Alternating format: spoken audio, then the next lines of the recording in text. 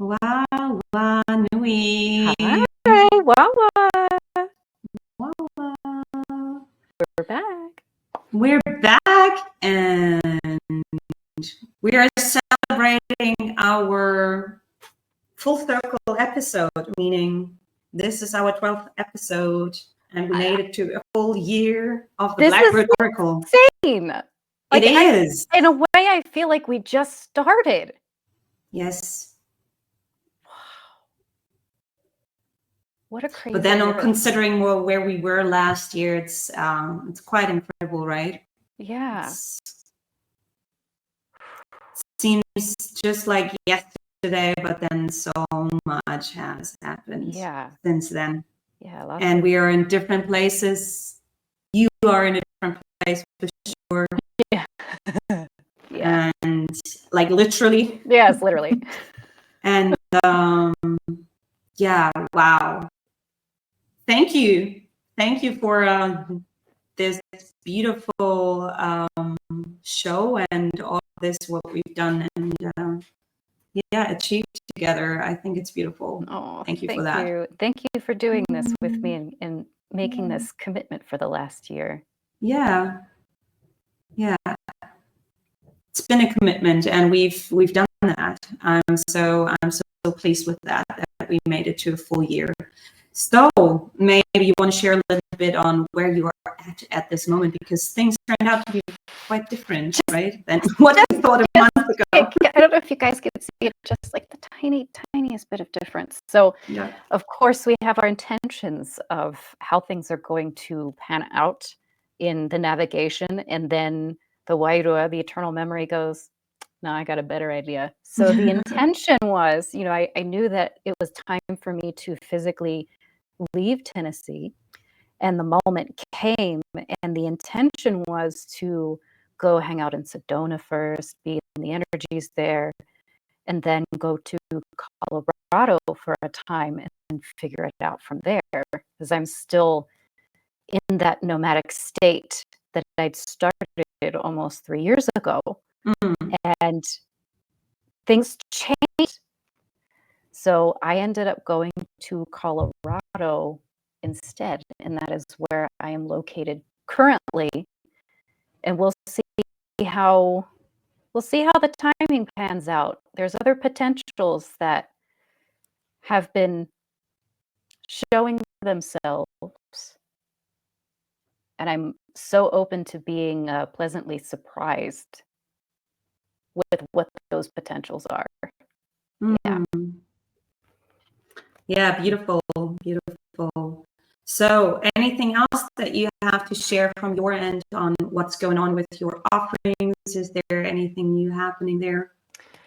There's a price shift that was enacted by request of the Wairua. So that's really the only difference that people would see when they go into my website. Yeah, that's it.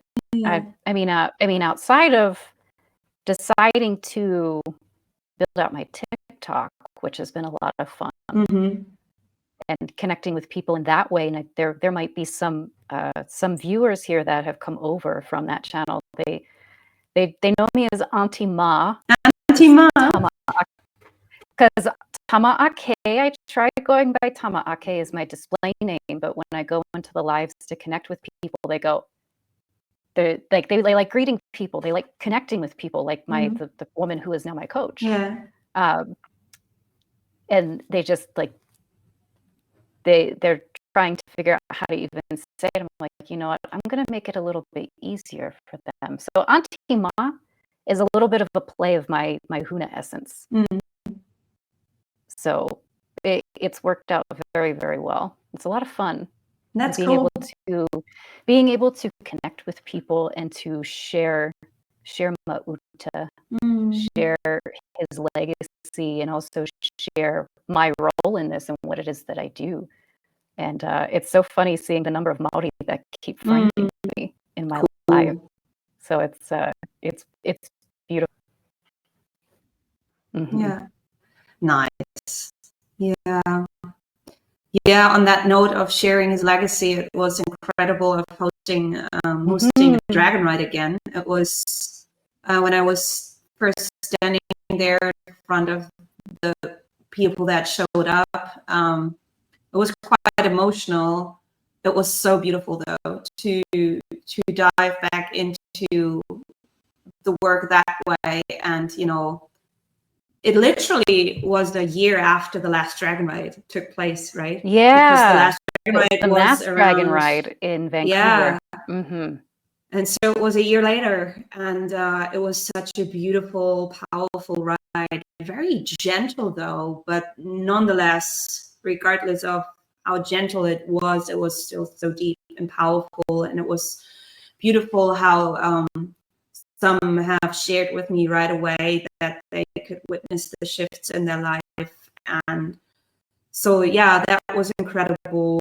And then also visiting Stargate number 18 was a true blessing for myself on many levels, but especially on a very personal note, it was just very beautiful and peaceful. And I really had some time there in the land of the Hea, where I could just receive some energy back from the land and just rest. And that was incredible for myself. And in regards of what's happening in the future is,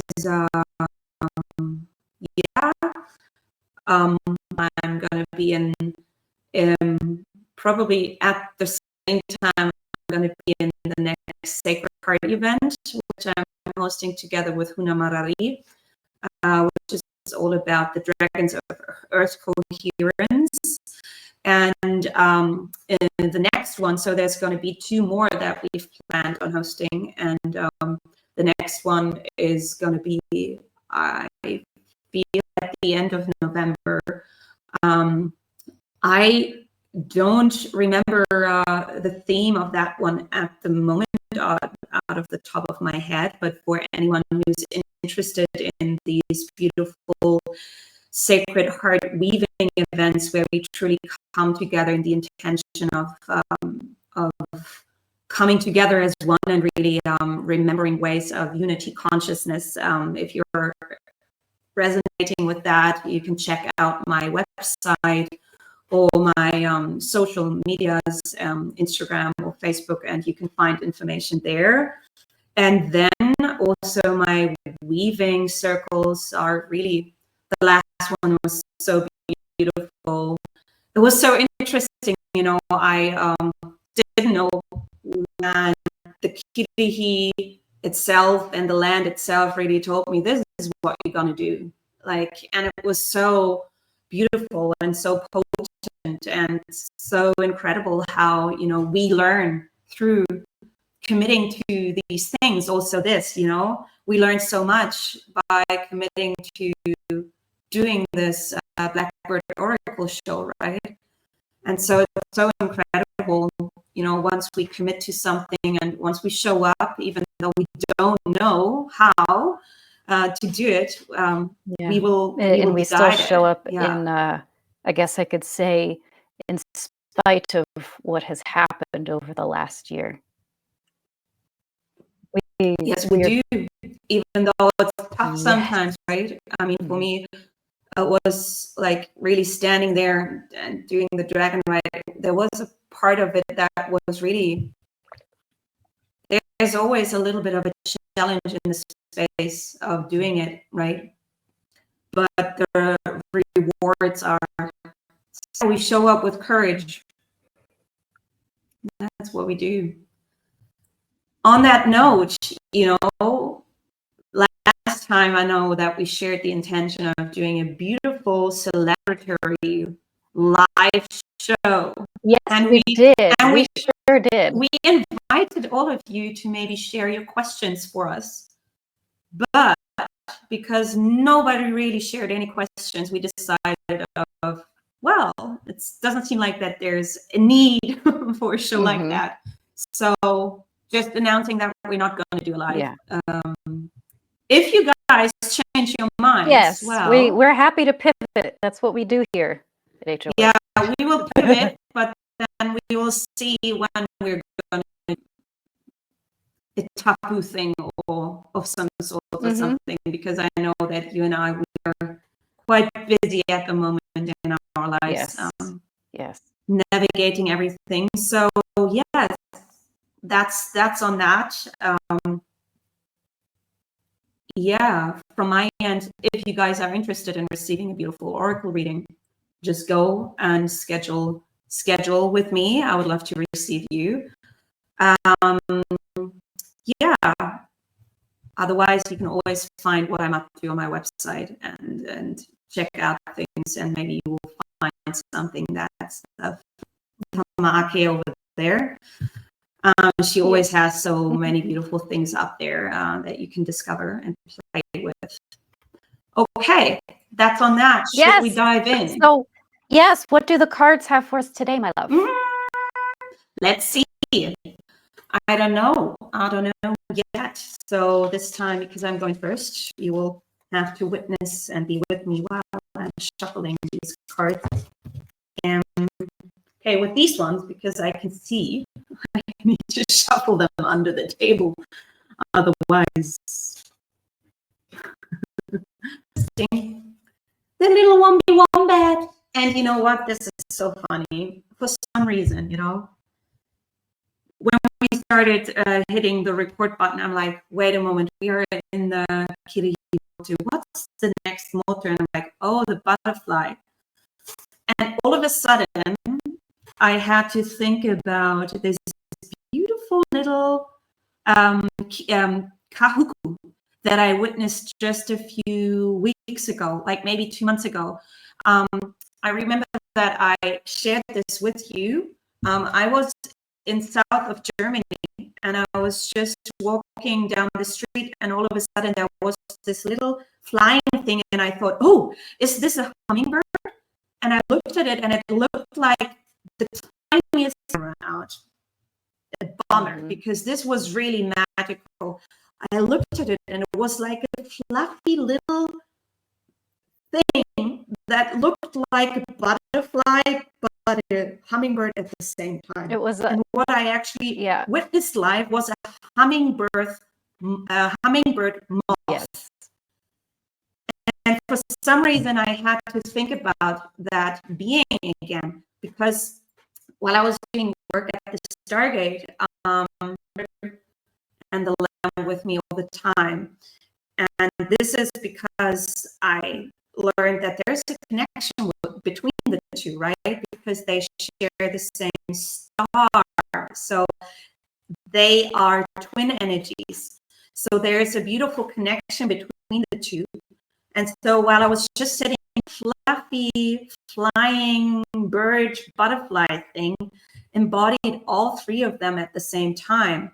But now as the wombat is showing up, it's like it's almost as if it's embodying all three of them, right? Because you have the hummingbird, and you have the kitty, and you have the wombat, that are in a trinity alignment.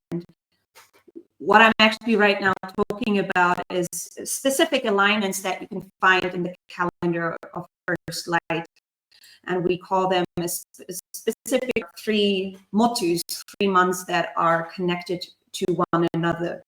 So this is very interesting, because of course this being is actually not aligned to October, but to November. But there's something there where I feel that the weaving of the Wataka, or the calendar, wants us to expand on, where it's not very much like we are invited to let things out of the box and not put them in the box, right? It's like, it's not, everything is not so linear and not so, but there are no borders in this, right? So what I really feel is that there is a beautiful alchemization that's going to take place in this Kahuku, where we can witness the softness and the fluffiness and the gentleness that come from the being of the wombat, but also the kirihimoto. So it feels as if there is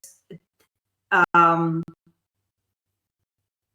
specific layer of that butterfly energy that we're invited, softness, gentleness. So maybe it's connected to how do we weave, right? How do we weave our cocoon? How do we bed ourselves in our cocoon? Like, is it soft, or like, is it a hard shell, or is it a soft shell? I don't know. But this was just something that was coming to me just now. Okay, this one and this one and this one. Are those new cards? I haven't seen that design before. Oh, I'm just not used to seeing the back of them. Well, these are the animal cards. So very interesting. So we have the spider shell, the weaving of the cocoon. The wombat is also connected to the womb energy, right? So, and the womb is in a way connected to the cocoon, right? The butterfly cocooning itself, putting itself back into a second womb, because of course the caterpillar hedges out of a egg, and the egg is also a womb, a representation of the archetype of the womb. But here is something where we are invited to see that there is something where we are placing ourselves back into that energy. So there's something with that.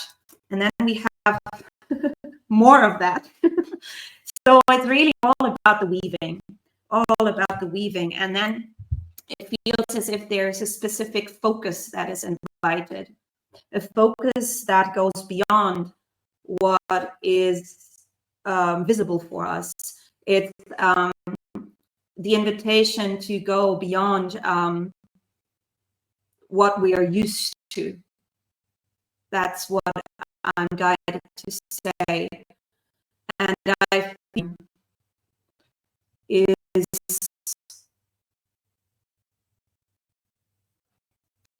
amplifying on that connection between the ground and what goes beyond. So what is invited is also that we not only remember the horn, like the guidance that like the antenna, that we are invited to really ground ourselves with our tail, because if we would go and connect the horn further in our body, it would go out of our tailbone. So what I'm feeling guided to invite is really for us to be very much aware of that, let's say, rod that connects the horn that goes out of our third eye and our tail, our tailbone, our tail, our literal dragon tail, or whatever tail you want to call it. You can also call it your horse tail. That grounds us into the physical, to allow ourselves to receive the connection that is there, which in a way connects us to both of the beyonds, beyond of the earth crust that we can see. The tail connects us deeper into the energies of what is deeper underneath that earth crust, connects us into what is beyond, what we can connect to beyond, like what's in between the particles that make up air or whatever, I don't know. And it's the same with the particles that make up the earth. So there's something where we are invited to receive from both of the beyonds. That's what I'm invited to say. Again, very gentle energies. So the gentleness continues, even though the spiders are showing up, which can be very triggering for people. So there's something that is triggering with that gentleness, with that softness, with that weaving that's taking place in the Kahuku motu. There is triggering happening in the field. There's triggering happening in the weaving.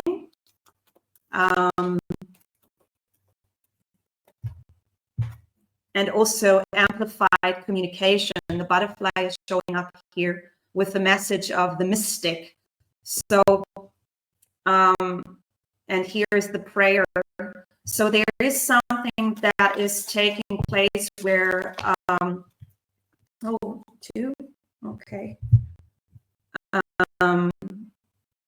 Where it's like we're extending our hands for, like, there's something that we've prayed for, and this offer is there, and it's like it's something that is ours to take. So it is within our grasps. And then we also have the teardrop here, the blessing of abundance, right? And so we are invited to receive the blessings that this month holds for us. For some, it might be connected with working through triggers and working through potential opportunities of transformation. So maybe there's drama that shows up in your life, or I don't know, triggers. You are being triggered. You are very much invited to see them as the opportunities that they actually want you to receive, right? So allow yourself to remain and practice grace. That's what I feel with this card, and also this card in particular. And give yourself grace. Yes, give yourself grace. Let's see which kahas and what the kaha has to share with this, and which of our energetic centers in the body have to do with this particular. This is connected to the sacral. It's connected to masculine energy. So this is again also feeling like initiation is being, which could be aligned to what I've just said. Triggers might be there, and it might even be that there is something that you're witnessing in your masculine aspect, which is being invited to transform. And then we have the balanced energy, the Nu, which is connected to the Heamotu and also the land that I just spoke of, Norway. I really feel that this is supposed to go here. Upper heart frequencies are expanding, and in the upper heart frequencies is really where we can rest in that grace and rest in that gentleness. And when we allow ourselves to expand and expand that energies into ourselves, right? And to the centers that are, above and below it. When we really allow ourselves to expand that dot in the center and make it as big as the circle, and then there's another dot, and we make it again as big as the circle, we can really send out a different signal. And in a way, this is really like the upper heart is really where we can dial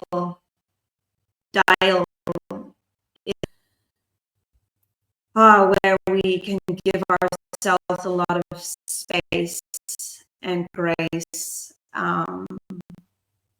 Yeah, it's different than here. I don't know if you can feel it as well. There is a difference in the resonance in the upper and the lower heart. It doesn't mean that it's better or less better than. It's just, it serves a different purpose, and it's there for a good reason. But right now we are invited to lift everything a little bit up, so that we relieve ourselves of some heaviness and also pressure. Like, we don't need to pressure ourselves. Like, we don't need to pressure our solar energies at the moment, because our solar is coming into a different state, because also the sun is changing. So this is also affecting us. So we need to make space for our inner sun, right? So we need to relieve the pressure in our energetic system, so that this solar energy inside ourselves can shine brighter and more, because we need it, especially this sphere. This might be, it's experienced a little bit different in the southern hemisphere. So maybe in the south, it's connected to a different purpose.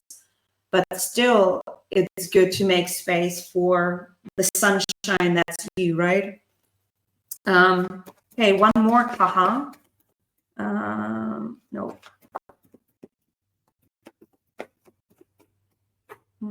Okay, this one. I already saw the purple. So, and this is, it's so funny. I literally picked one masculine, one feminine, and one balanced. So what I'm seeing with this is there is an action where we are invited to step into, or to bring in a specific frequency into our consciousness. And this is what is connected to the unicorn.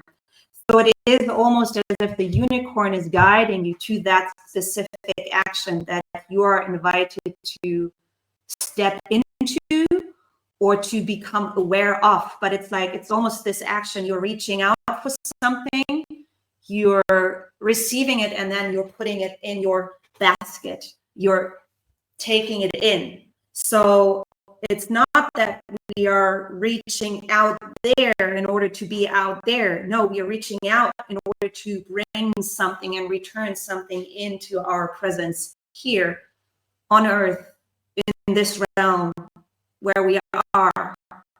Doesn't matter in which dimension, and you're invited to retrieve exactly what you are meant to retrieve for yourself, for your process, and for humanity's process.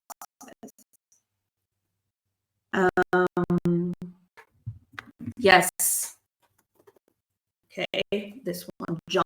Okay. Didn't even have to shuffle much.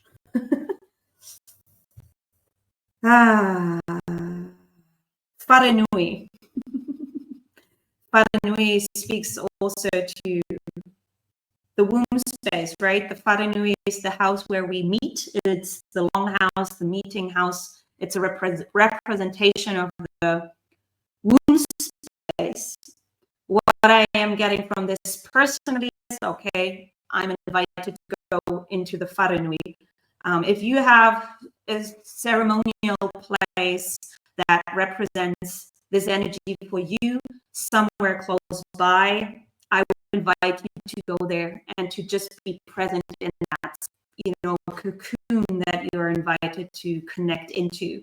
So Wharenui, and then it was Huna. Huna means goddess. The meeting house of the goddess. We are welcomed into the meeting house of the goddess of the world. Wow, I'm getting shivers. So this is the message. We are invited into the meeting house of the goddess of the world. Ao means earth. Ao. Ao means world, earth. Maoria Mai is a way of welcoming energies into a space. Hina means goddess, and Wharenui means the meeting house. So we are invited to be present in the meeting house of the goddess of the world. Maybe I'm just going to leave it as at that, because I feel everything else that was shared before already revealed enough about how to get there and how you might find your path. I really feel everyone will find their way to that space in their very own way. So even if you're looking at a tough time in November, don't doubt yourself. Just allow yourself to go through your processes and try to give yourself as much grace as chance of being initiated into that space, right? In a way, we can see that this is also a representation of this and this, right? So there is not only one right way to reach this.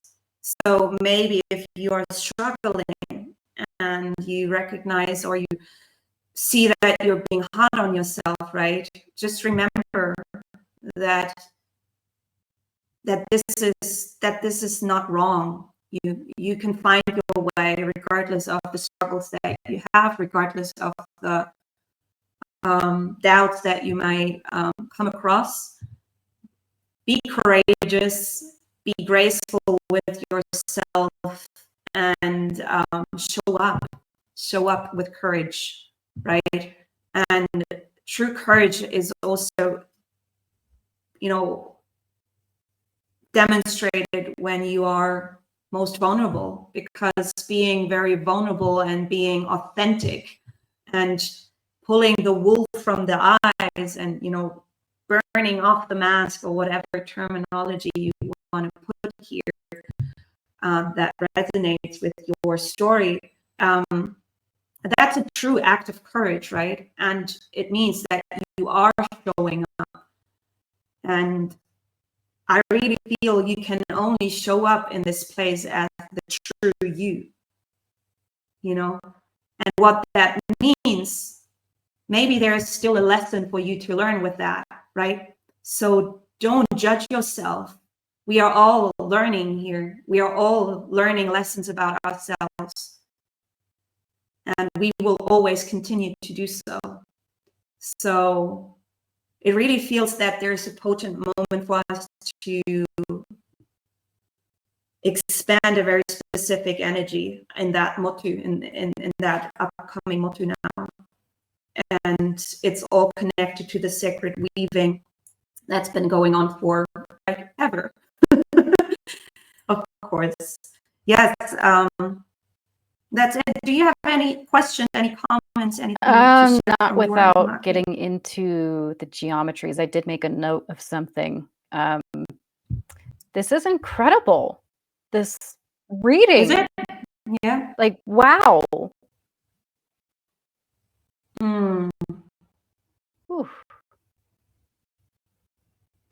Yeah, it's really beautiful.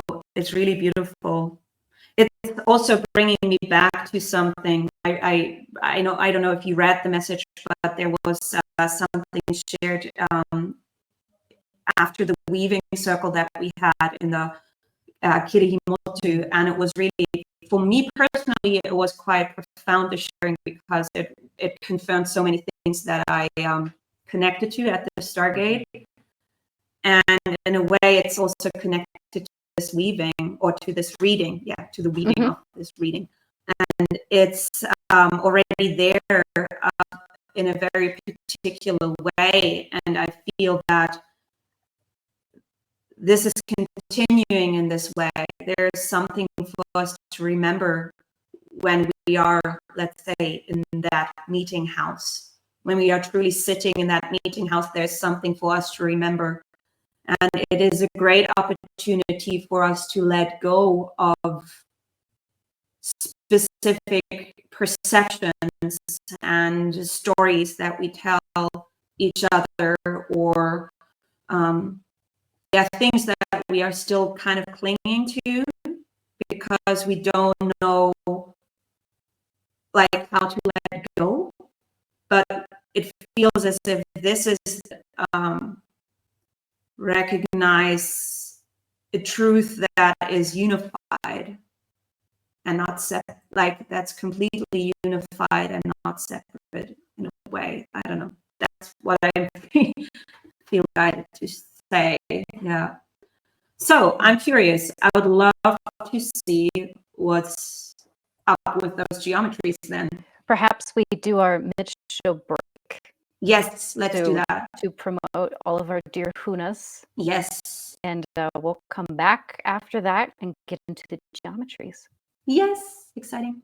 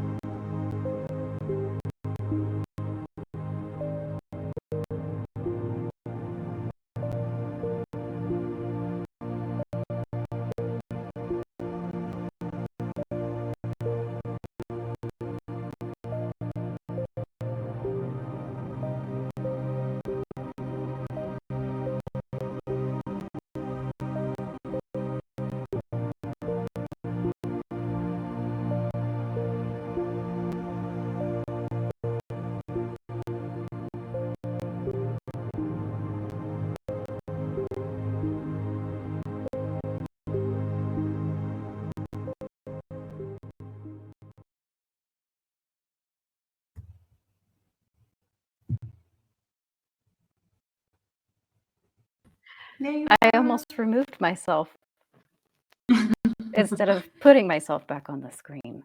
You don't do that. No. 9. Okay. So I don't want to share it as a PDF. Oh, shoot. I don't have the file open, it seems. Here we go. So to preface this sharing, I want to speak to the Trinity aspect that you brought up and share the energies of that Trinity with the wombat, with the Kopanui. The Trinity of the wombat, the lamb, and the hummingbird is speaking to the cloak of golden light, creation energies of the womb, and the frequency to call in the gates. This is coming directly from what Mauta had spoken to about this three-person dynamic that they have going on in forming that triangle shape. And now that I have shared that, that's like, it's just confirming what has been going on, what I spoke of, like what has been shared after the weaving circle that we did for the Kirihi, and also what I felt, and then there's like, yeah, it's beautiful. I don't think that I don't know if I've heard that sharing from him before in that way. At least it didn't really stick with me. It was one of the legacy Lemurian calendars that he had put together, where throughout each of the Motu, there was a separate section that also spoke to the Trinity that Motu was connected to. So that's where that information is coming from. Ah, beautiful. Yeah. So without further ado, we have the geometry for this light cycle of November. And yes, I know it says October 26th. There is a deeper reason why that it is October 26th and not November 1st. We're going a little bit deeper beyond how the Gregorian is structured and getting into the more natural alignments that are hidden within. So the beginning of that light cycle is really hitting around the 26th of October. And this geometry was one that came up November of last year. And at that time, we were looking at the Gregorian dates with the enter and the return before everything was prompted to switch into the deeper light calendar. So that was, I don't remember the exact date, but whatever the start of that enter portal was, that moment in, at least in the Gregorian calendar, where the energies are coming in from the creator. We're receiving something. And that's where this geometry first showed up. And this is the first time I have seen it since then, with all of the other geometries that I've done here for the YouTube channel and also for the birth charts. I don't think I've seen it since then. And here it is coming up again for this light cycle within November. And, you know, as I'm sitting here, one of the first things I'm getting is that's like a chrysalis almost. But just like I did with the previous episodes, where I'm actually talking to the geometry and asking, what is your name? What are you called? This one is called the dolphin crystal. That's what it said. That's what it shared. Cool. Now, going back briefly to my opening with this trinity with the wombat, as I was looking at this and building out this document last night, the trinity with the wombat jumped out at me.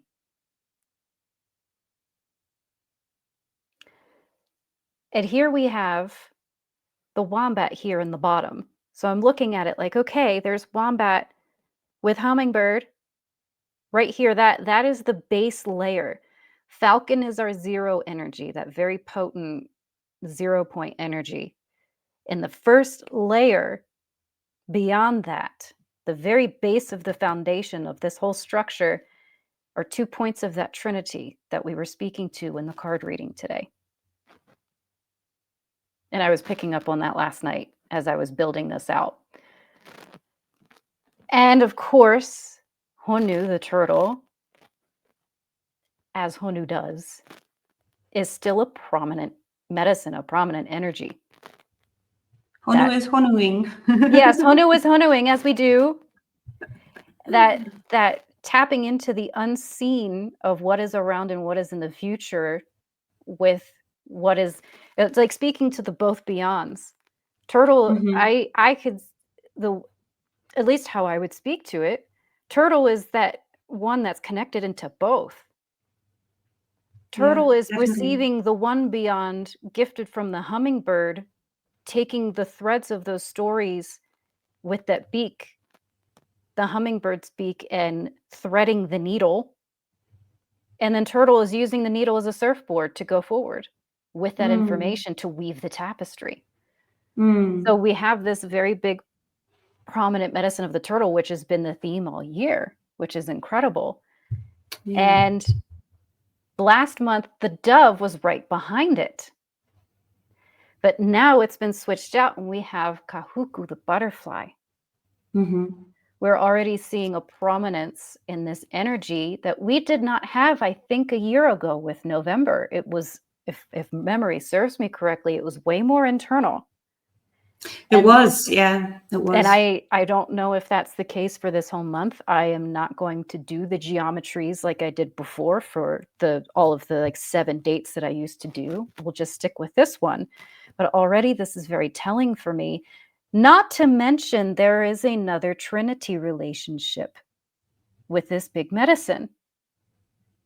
Because there is a trinity with the turtle, the butterfly, and the talking bird. And that trinity, let me pull this up. That trinity is the power to replicate, transform, and see beyond the cosmos with great clarity. So with those three, at the very least, this is all about navigating with sound, because that is very much what turtle does. There's other layers with the sound replication, the gift of the voice from the talking bird, and then with the butterfly, there's potent dolphin medicine going on. Because we have dolphin as the stargate of the butterfly with the power of sonar telepathics. And then the dolphin medicine is also with the turtle as one of the Motukawa, those star constellations of the turtle. So that's a pretty significant switch, very potent switch from dove being the, what's the word I want to use? Dove being the second in command, switching out with the butterfly. Yeah, I feel it has a lot to do with energies now being transformed. So the transformation now is taking over, where we've moved through the door of fire fully. We've received it for what it is, which is the innocence. We've recognized, we remembered the innocence and everything that is. And now we are transforming the energies. Like it's almost, we are recycling, and what did no longer serve is now being transformed back into something which is serving again. That's what I'm feeling. And it feels as if there is a powerful alchemization going on, with the two beyonds. Yeah. In a way. And it's really that we are invited to fully recognize that we are in the middle of that, right? So we are connected to what is beyond our feet and what is beyond our head, so to say, and to really recognize that we are in the center of that. And that both of these beyonds is, creating abundance for us. Because if we look at the Taurus field, right, and if we look at our Kaha, that's really, where our whole field, we are invited to become fully aware of our full field, of our whole field, of our holiness in a way. Well, speaking of which, the other pieces that I want to speak to have to do with this wide layer that we see. That's where the Tengida is, where the drivers of the car sit, so to speak. Who is it that's driving the expression forward in order to support, at this point, the butterfly and the turtle and their benevolent shenanigans or hijinks? What we have this month that we did not have last month is the lamb joining the Tengida. The lamb has moved into this space of expression. And we also have the hare. We had the forest giraffe last month. We had the smiling lizard and we had the albatross, and they are still there this month. The other switches that occurred, we bring the lamb into this, the one who reminds us of our innocence. What is the truth, right? And then we also have the hare. So we have very potent and powerful, we have both of the third eye, motu, again, in the expression. But now we have both of the heart, motu, in the expression. And not only that, the hare was the one who rose up from the internal. And that's the one that's connected to the upper heart, right? Which came up in your card reading. Yeah. And it's also interesting because I was just traveling to the land of the hare, right? In the motu of the Kirihi. So for me, I really much tuned into their connection. And I really felt that there was a significance with that, where the hare is sharing the energy about the quantum leaping, right? And about quick action, where where, me sharing that this is where we can really tune. It means this is where we can make the quantum leaps happen. So if we really tune into this station, right? Because we can tune into all of our energy centers, and we can make them the station that's in a way sending out our strongest signal. But with this one, there is a message shared here where this is the space where we can make quantum leaps happen. That's what I feel. Because it's also that we are removing pressure, right, from the forest giraffe that's looking and saying to the self, let there be light, let there be light. That's Father's light, like applying pressure in a way, saying, come on, make it happen, right? Yes. And in a way, we are removing some of that pressure from the lamb, and or from I mean, the butterfly is sitting there, but also the lamb is connected to our solar center, right? And so there is a connection that's happening there, where with us really becoming aware of that ebb and flow of applying pressure and then releasing the pressure and relieving ourselves, where that is really important in order for that energy, that soft, gentle, beautiful energy of the lamb and the butterfly, so that they can expand with ease and grace. Yeah. So the channeled message from the Wairua is, will you allow yourself to remain stagnant and unchanging? Raise your quantum eyes and be courageous enough to see what is holding you back. Allow the turtle to guide you through the metamorphosis that makes something beautiful out of it. Beautiful. Wow, what a strong message. And then also in connection to that reading, right? Right? Yeah. And I have to share, the turtle, I already shared that with you, but I have to share the turtle was very present at Stargate number 18. And it was really like, okay, the Stargate where the whale and the wolf meet. And it was really the feeling of, oh, so this is where the whale brings the soul to Turtle Island, and then the wolf takes it. But being on Turtle Island, because there was a place where I saw the face of the turtle, and then there was a rock rising out of the water. And I'm like, this is a huge, big turtle. So it was really as if I was seeing Turtle Island. And so that's really beautiful. And yes, the turtle is so steady.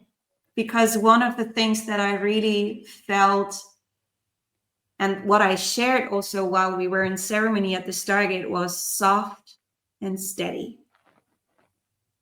This is how we're going to make the change happen. Soft and steady. And the steadiness really, that's really like the turtle is one of the motus that is really sharing that essence of steadiness.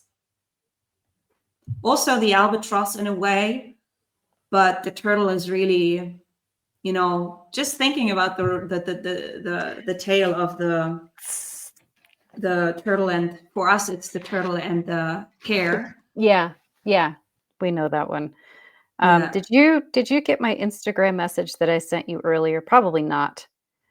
I saw that it was something about the albatross, but please share if Apparently, this is the first time that the albatross has been spotted on Turtle Island. Oh, wow. The specific albatross is called the waving albatross, which I'm not familiar with. I know of wandering albatross. It might be the same thing, maybe not. But this was off the coast of California. I don't know exactly where. Maybe I'll find out. But that's such an interesting thing, because I've shared this with you before. There is a very sacred and very powerful relationship between the turtle and the albatross. We're Mm-hmm. talking about the birth sign of March 1st to 28th for the turtle and the birth sign of May 1st to 28th for the albatross. And there's one motu that sits between them. And there's still like really the way that we see it with the light calendar system and with the motu is, of course, we have our challenges in the human experience with these things, but there's no headbutting. There's nothing malevolent or distorted with these energies, regardless of where they sit in relation to each other. If they're like, no competition in the field. There's four cardinal directions, and with two of them, there's the turtle and the dove, and on the zodiac side, there is so-called opposition, and on the Lemurian side, it's not an opposition. There is a powerful relation just between those two in the roles that they play, and it's going to be like that for all of them. And the ones that sit next to each other within each of the kaha, because there's two in each kaha, and there's a sacred relationship with that. And then, we're coming to the turtle, where in the albatross, there is one motu between them. And I don't know that I fully figured out the English for this yet, but there is something very beautiful about the relationship with the turtle and the albatross. And part of it is being confirmed, I think, with my work with you, because those are our motu. Those are our motu. They are. And here we have this incredible piece of news that the albatross has visited Turtle Island. Yeah, it's so beautiful. And there's a few things that I want to touch on. One, with the albatross, there's also another layer that we could receive with this in terms of messaging, the Toroa is also the one that delivers the gift, right? Yes. So there is something with that, because to the Toroa is also aligned the medicine of the pelican, and the crab. For us, the crab. But for us in Europe, it's more the stork energy, the one that delivers the baby. Where it's really like the abundance. This is where the big gift is being delivered. So that's also interesting, seeing that something has been delivered to Turtle Island, which means if we think about it in terms of the stargates, the turtle is connected to the door of the angel's door, right? Which is all about where the spirit enters to be born. Yes. So there is something that is entering, or it confirms maybe that something has entered in the spirit or in the formless, and that we are now in the process of receiving it in the form. So there's a shift in the process happening. Yes. And then another thing, which was it? I now lost my train of thought that I wanted to share. Oh yeah, on the energies of that opposing energy, right? Yeah. There's something very interesting that I discovered, or that I was taught by the codes, the Wairua of the codes. In our heart space, connected to the Father Light, we also have the code that is part of the Dragon Rider, which is part of the undoing codes, what we say, which is AA. And I sat with the single letters. I don't know when it was. It's already quite a time ago. But I wanted to receive what they share, what their essence shares. And with the A, it's in a way speaking to that opposing energy, but it's not really against anything. It's just, one A and another A sitting across from each other. You can separate them, but you can also bring them together. When you bring them together, it's really anchoring an energy of equilibrium, like of equality and peace. But you can also have them here. And then it's up to you. You can either see them as opposing energies, or you can see them as two energies that invite each other. It's like with the sun and the moon. It's like with day and night, right? It's night, and the night is inviting the day to rise, and the other way around. So it's really up to us in order we can decide if we want to see it as a challenge, like a face-to-face challenge, and if we want to make it drama and or be at not. war with ourselves. Yes, exactly. So also the invitation to see that opposing doesn't necessarily mean it's warring. It's just opposite from one another. So we can, we are also invited to really kind of boil things down a little bit to what it actually is that they want to share, right? And this is also in connection to, because there are moments where we are wearing masks. There are moments where we don't want to fully reveal what's going on with us. And that's not necessarily a bad thing either. It can just turn sour, or it can turn bad when we are doing it, not being aware of it. So it's really about us, like the invitation for us to deepen our awareness into both of the beyonds, like what we had in the card reading. So, and to let go of that judgment and remember, bringing that together. And there was such a beautiful lesson that I learned with these codes also doing this year, in the time of June, where this code came in, and I was like, so what does that do? And I could really feel this is actually inviting that equilibrium, equality. It's inviting peace. So yeah, that's just on that note. So maybe even if you feel like you want to write things more with a double E or whatever, you can play with that, right? But it's actually all already right there for us, right? And we are invited to make that choice, just what you shared in your beautiful Wairua message, right? It's up to us. It's up to us to really look at what things are and then see what the invitation is without judgment. Because, we are all struggling from time to time. We all are in a bad spot from time to time. And it's up to us to make our own inner equality, our own inner peace, something that is most precious to us.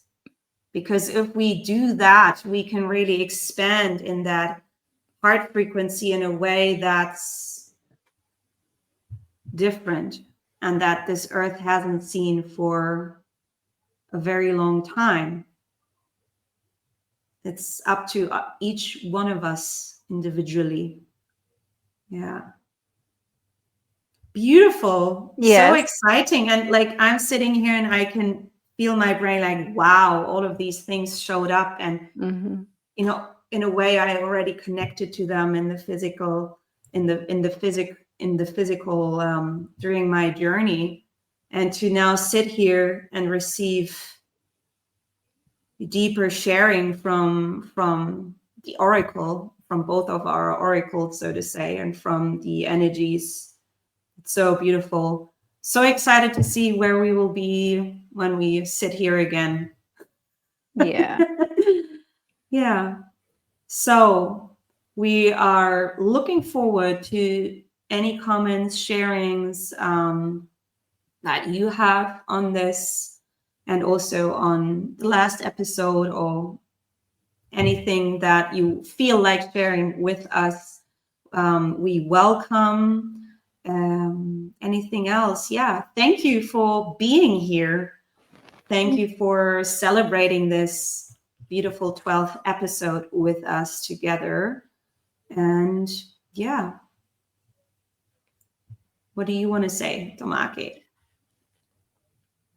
Nothing. I thought I was going to have something and it just hasn't come back to me. So no, that's it from me, from the Quantum Navigator.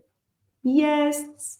So that's that. And it's so good. I'm looking at the time clock and I think this is probably hit the shortest. Too. Yeah, we're going to hit the 17. So I'm making this quick. This is the shortest episode that we've ever recorded. Yes. I'm very proud of us. Yeah. Thank you all for watching. Thank you. Wawa. See you next time. Yes. Wow, Anui.